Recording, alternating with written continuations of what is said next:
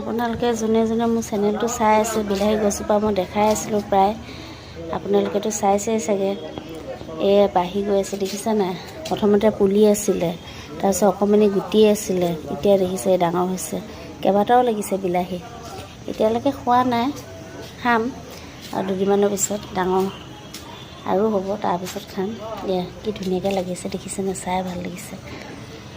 মই নিজে ৰুইছিলোঁ বিলাহীজোপা। কি ধুনীয়াকৈ লাগি আছে। আৰু আপোনালোকে মোৰ চেনেলটো ছাবস্ক্ৰাইব কৰিব, ভাল লাগিব তেতিয়া।